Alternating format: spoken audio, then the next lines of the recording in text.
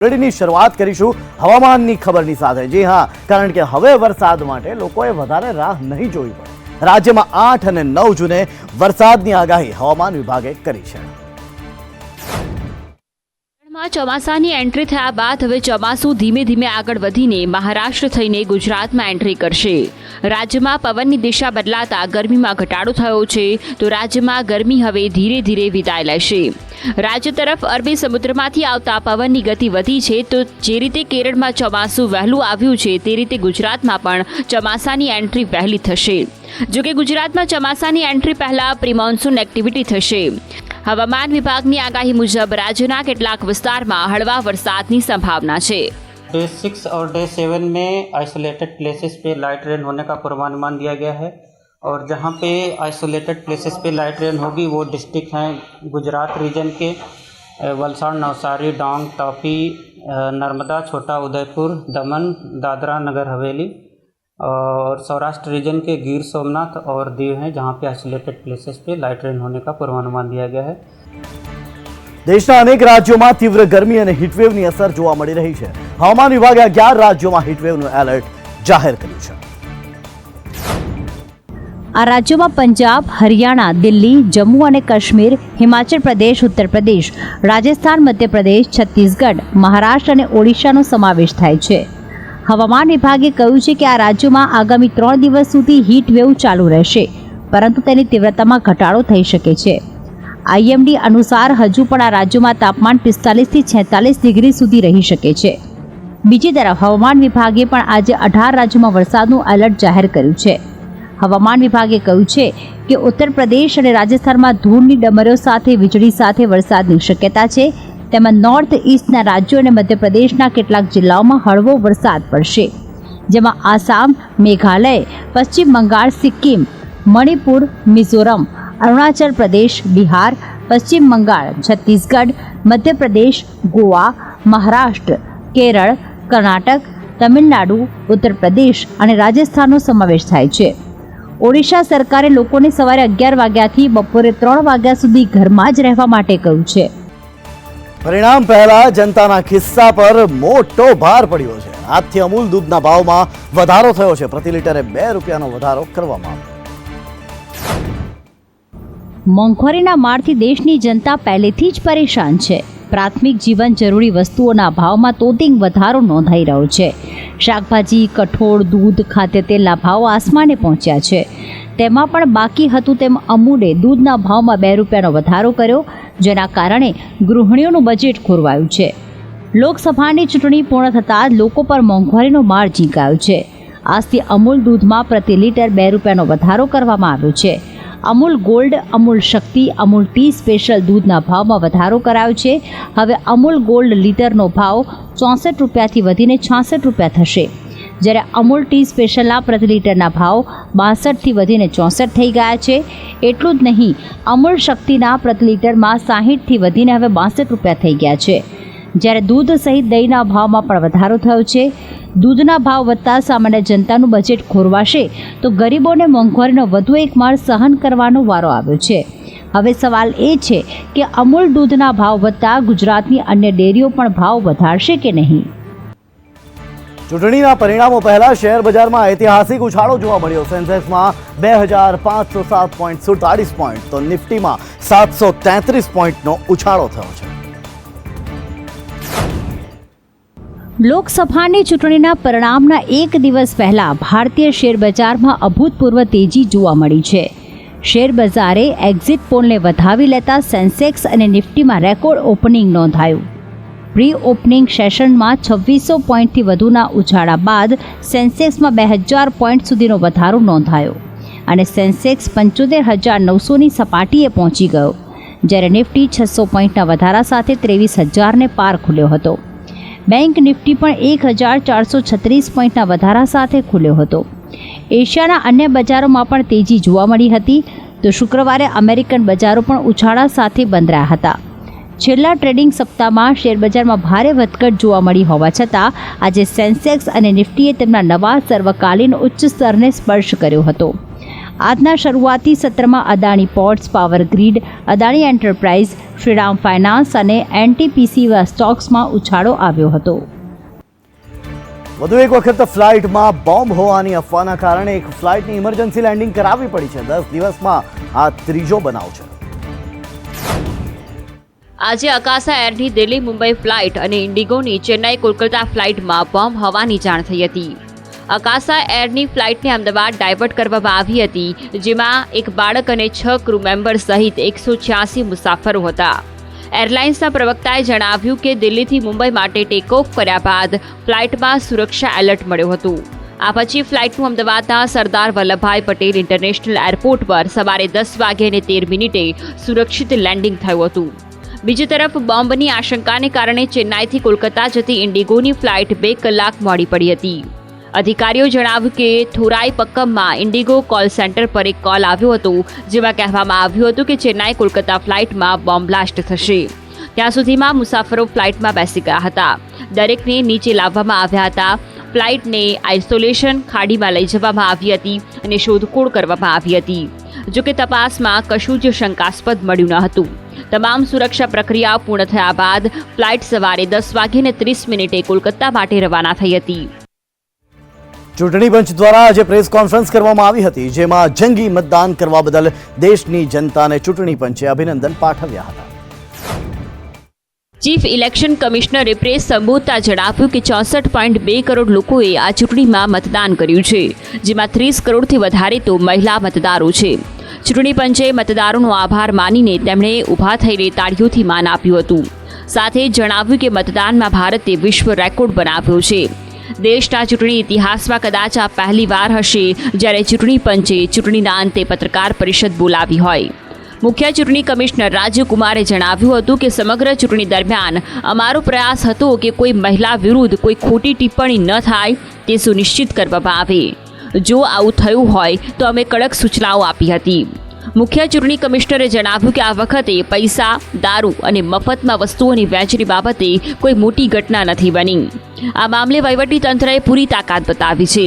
આ દરમિયાન કુલ 4,391 કરોડનું ડ્રગ્સ ઝડપાયું. આચાર સંહિતાના ઉલ્લંઘનની 495 ફરિયાદોનો પણ ઉકેલ લાવવામાં આવ્યો છે.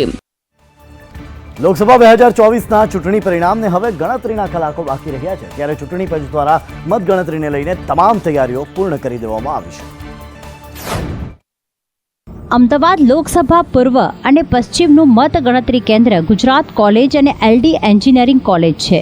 ત્યારે કોઈ ઘટના ન બને તેને લઈને મતગણતરી કેન્દ્ર બહાર પોલીસનો ચુસ્ત બંદોબસ્ત ગોઠવાયો છે. મીડિયા રૂમ, કંટ્રોલ રૂમ સીસીટીવીથી સજ્જ છે.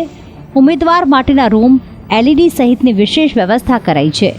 બીજી તરફ મતગણતરી કેન્દ્રમાં બેરિકેડ લગાવી માર્ગ કરાયો તૈયાર. પોલીસ બંદોબસ્ત માટેના ડોમ તૈયાર કરાયા છે. ભુજની એન્જિનિયરિંગ કોલેજમાં લોકસભાની સામાન્ય ચૂંટણી અન્વયે મતગણતરી થવાની છે. ત્યારે મતગણતરી કેન્દ્ર પર મોબાઈલ કે ઇન્ટરનેટ સાથે કનેક્ટેડ ઉપકરણો લઈ જવા અને 200 મીટરની ત્રિજ્યામાં 4થી વધુ વ્યક્તિઓના એકઠા થવા પર રોક લગાવાઈ છે. ગુજરાતની રાજધાની ગાંધીનગર મત વિભાગની મતગણતરી માટેનું કેન્દ્ર નક્કી કરી લેવામાં આવ્યું છે. ગાંધીનગર સંસદીય મત વિભાગની મતગણતરી સરકારી કોમર્સ અને આર્ટ્સ કોલેજ સેક્ટર 15 ખાતે યોજાશે. મતગણતરી માટે કરવામાં આવેલી તૈયારીઓના સુચારુ આયોજન અંગેની વિસ્તૃત માહિતી આપવામાં આવી હતી. આવતીકાલે લોકસભાની ચૂંટણી પરિણામ જાહેર થશે, ત્યારે ગુજરાતમાં ભાજપ અને કોંગ્રેસના ઉમેદવારોએ જીતના દાવા કર્યા છે. આવતીકાલે લોકસભાની ચૂંટણી પરિણામ જાહેર થશે, ત્યારે બનાસકાંઠા લોકસભા બેઠકના કોંગ્રેસના ઉમેદવાર જ્ઞાનીબેન ઠાકોરે જીતનો આશાવાદ વ્યક્ત કર્યો હતો. અને મા જગદંબા નડેશ્વરી ધણીધર ભગવાનના આશીર્વાદ અમારી સાથે છે. હનુમાન દાદાનું મંદિર બાજુમાં જ છે, એટલે કષ્ટભંજન હનુમાન દાદા પણ અમારી સાથે છે અને અમારો વિજય એ નિશ્ચિત છે. સમગ્ર બનાસકાંઠાની જનતાના આશીર્વાદ અમારી સાથે છે. તો આ તરફ સૌથી ચર્ચાસ્પદ ભરૂચ બેઠક પર ઇન્ડિયા ગઠબંધનના ઉમેદવાર ચૈતર વસાવાએ 50,000 મતથી જીતવાનો દાવો વ્યક્ત કર્યો છે. जहाँ से भाजपा को ज़्यादा लीड मिलती थी वहाँ भरूच और अंकलेश्वर में कम मतदान हुआ है। इस पे से आप कह सकते हो कि इस बार भरूच लोकसभा इंडिया गठबंधन जीत रहा है और हम दावे के साथ कह सकते हैं कि भरूच लोकसभा हम 50,000 से ज़्यादा वोटों की लीड से जीत रहे हैं। અમરેલીની લોકસભાની બેઠકની વાત કરીએ તો ભાજપના ઉમેદવાર ભરત સુતરિયાએ મોટા માર્જિનથી જીતનો વિશ્વાસ વ્યક્ત કર્યો છે. મતદારો પાર્ટી અને અમારા પાર્ટીના કાર્યકર્તા જે નાના કાર્યકર્તા છે બૂથ ઉપર બેહ્યા છે અને જે મતદારોને લાવે છે તમામનો ભરપૂર સહયોગ મળ્યો છે. ઓડિશામાં આ વખતે પરિવર્તનના એંધાણ છે. એક્ઝિટ પોલના આંકડા પ્રમાણે 2004 બાદ પ્રથમ વખત બીજુ જનતા દળ પાર્ટી અહીં બહુમતીથી દૂર દેખાઈ રહી છે. એક તરફ ઓડિશામાં સત્તારૂઢ બીજુ જનતા દળ સતત છઠ્ઠી વખત સરકાર બનાવવાનો દાવો કરી રહી છે તો એક્ઝિટ પોલના આંકડા પ્રમાણે તેને બહુમતીનો આંકડો પણ મળતો નથી દેખાતો. અહીં 147 સભ્યોની વિધાનસભાના સમીકરણોમાં બદલાવની વાત કરતા ભાજપે દાવો કર્યો છે કે પૂર્વ ભારતના આ રાજ્યમાં સત્તા પરિવર્તન નિશ્ચિત છે. એક્ઝિટ પોલમાં બીજેપી અને બીજેડી બંનેને 62થી 80 સીટો મળવાની ધારણા છે. તો નવીન પટનાયકની સત્તારૂઢ પાર્ટી બીજુ જનતા દળને પણ 62થી 80 બેઠકો મળી શકે છે. એક્ઝિટ પોલના ડેટા અનુસાર કોંગ્રેસ પાર્ટી રાજ્ય વિધાનસભામાં 5થી 8 બેઠકો જીતવાની ધારણા છે. ઓડિશા વિધાનસભા ચૂંટણીના એક્ઝિટ પોલના ડેટા અનુસાર બીજુ જનતા દળ 2004 પછી પહેલીવાર રાજ્યમાં બહુમતીના આંકડાથી દૂર રહી શકે છે અને ભાજપને રાજ્યમાં 48 બેઠકો સુધીનો ફાયદો થઈ શકે છે. જ્યારે બીજુ જનતા દળને અગાઉની લોકસભા ચૂંટણીની તુલનામાં 42 બેઠકોનું નુકસાન સહન કરવું પડી શકે છે. કોંગ્રેસને આ વખતે વિધાનસભાની ચૂંટણીમાં રાજ્યમાં 5થી 8 બેઠકો મળવાની લોકસભા ચૂંટણી 2024માં ચૂંટણી પંચે કાર્યવાહી કરી શિવસેનાના નેતા ઉદ્ધવ ઠાકરેને નોટિસ મોકલી છે. લોકસભા ચૂંટણી 2024ના પરિણામો પહેલા કેન્દ્રીય ચૂંટણી પંચ દ્વારા શિવસેનાના નેતા ઉદ્ધવ ઠાકરેને નોટિસ મોકલવામાં આવી હતી. ઉલ્લેખનીય છે કે મહારાષ્ટ્રમાં છેલ્લા તબક્કાના મતદાન દરમિયાન ઉદ્ધવ ઠાકરે મુંબઈમાં મતદાનની ધીમી ગતિ માટે ચૂંટણી પંચને જવાબદાર ગણાવ્યું હતું, જેની નોંધ લેતા ચૂંટણી પંચે હવે ઉદ્ધવ ઠાકરેને નોટિસ મોકલી છે. ચૂંટણી પંચ દ્વારા 30 મેના રોજ નોટિસ મોકલવામાં આવી હતી. મુખ્ય ચૂંટણી કમિશનર રાજીવ કુમારે કહ્યું, ચૂંટણી પ્રક્રિયાને નિષ્પક્ષ બનાવવા માટે ચૂંટણી પંચે ટોચના નેતાઓને નોટિસ જારી કરી છે. ઘણા લોકો સામે FIR નોંધી અને ટોચના અધિકારીઓની બદલી પણ કરી છે. ચૂંટણી પંચે 18મી લોકસભા ચૂંટણી દરમિયાન આચારસંહિતા ભંગની પ્રાપ્ત થયેલી 14 ફરિયાદો પર કાર્યવાહી કરી, જેના પરિણામે 13 નોટિસો જારી કરવામાં આવી છે. 6 પર નિંદા અને 3 પર અસ્થાયી પ્રચાર પ્રતિબંધની નોટિસ પાઠવવામાં આવી છે. પીએમ મોદીએ ચૂંટણી પરિણામો પહેલા દેશવાસીઓને સંબોધતો એક પત્ર લખ્યો છે, જેમાં તેમણે કન્યાકુમારીમાં ધ્યાન ધર્યું અને તેનો અનુભવ પણ વર્ણવ્યો હતો. લોકસભા ચૂંટણી 2024ના પરિણામો મંગળવારે જાહેર થશે. દેશની 543 બેઠકો પર 7 તબક્કામાં મતદાન થયું હતું. પ્રચારનો અંતિમ તબક્કો પૂરો થયા બાદ વડાપ્રધાન નરેન્દ્ર મોદી 30 મેના રોજ તમિલનાડુમાં કન્યાકુમારી પહોંચ્યા હતા અને ત્યાંના વિવેકાનંદ રોક મેમોરિયલમાં 45 કલાક સુધી ધ્યાન કર્યું. 1 જૂનની સાંજે તેઓ દિલ્હી પાછા ફર્યા. આ સમય દરમિયાન કન્યાકુમારીથી દિલ્હી પરત ફરતી વખતે તેમણે ધ્યાન સંબંધિત તેમના અનુભવો વિશે એક લેખ લખ્યો છે, જેમાં તેમણે પોતે લોકસભા ચૂંટણી દરમિયાન અનુભવેલા અનુભવ વર્ણવ્યા. પીએમએ લેખમાં લખ્યું કે 2024ની આ ચૂંટણીમાં ઘણા સુખદ સંયોગો બન્યા છે. અમૃતકાલની આ પ્રથમ લોકસભા ચૂંટણીમાં મે 1857ના પ્રથમ સ્વતંત્રતા સંગ્રામના પ્રેરણા સ્થળ મેરઠથી પ્રચારની શરૂઆત કરી હતી. મહાભારતીની આસપાસ ફરતી વખતે આ ચૂંટણીની મારી છેલ્લી સભા પંજાબના હોશિયારપુરમાં થઈ હતી. માતાઓ, બહેનો અને પુત્રીઓના અપાર પ્રેમની એ લહેર, તેમના આશીર્વાદ, તેમની આંખોમાં મારા માટેનો વિશ્વાસ, એ સ્નેહ હું બધું જ ગ્રહણ કરી રહ્યો હતો. અમૂલ દૂધ બાદ હાઈવે પર મુસાફરી પણ મોંઘી થઈ ગઈ છે. નેશનલ હાઈવે ઓથોરિટી ઓફ ઇન્ડિયાએ ટોલ દરમાં 5% વધારો કર્યો. દેશમાં લોકસભાની ચૂંટણી પૂરી થઈ ગઈ છે અને તેના પરિણામો આવતીકાલે જાહેર થવા જઈ રહ્યા છે. પરંતુ આ પહેલાં પણ પ્રજા પર મોંઘવારીનો બેવડો હુમલો થયો છે. મતદાન બાદ ટોલ પર મોંઘવારીનો બોમ્બ ફૂટ્યો છે. ત્યાં અમૂલ દૂધ ખરીદવું પણ મોંઘું થઈ ગયું છે.